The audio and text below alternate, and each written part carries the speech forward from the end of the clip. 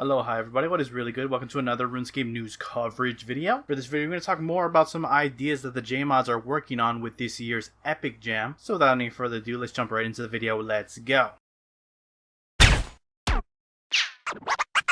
Cats is the illest. What you talking about, Willis?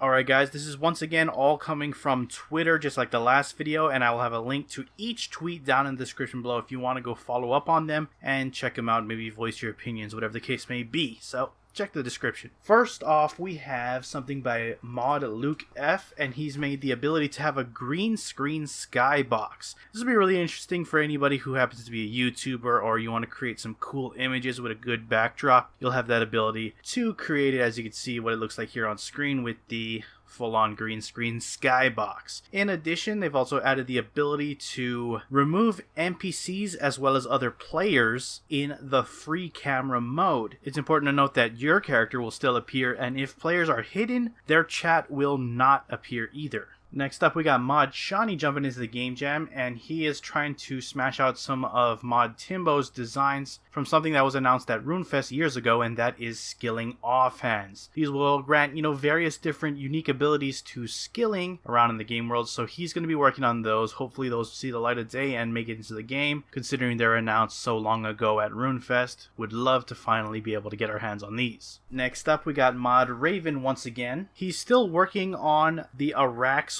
quest with Mod Osborne. However, he has taken some time along with Mod Rowley to dive into some more farming code and bring player-owned farms to level 1 farming, as well as to free-to-play in the form of a duck pond. Don't know to what extent that will be, but it'll probably just whet your appetite for farming animals, at least in the free-to-play game, as well as, very low-level farming. Next up, we have a slight change with Mod Ramen. Well, not very that slight, but he's no longer currently working on the sequel to Violet is Blue. Instead, he is now working on Solak and a scaling mode that he has actually talked about previously, and finally he wants to get around to doing it, so that'll be interesting to see. You can do Solak with different group sizes and his difficulty will, scale accordingly. The last thing I want to touch on is Mod Breezy has joined the team along with various other Jmods, as you can see in the tweet here, to create the PVM Hub. So he's going to be working on the level design,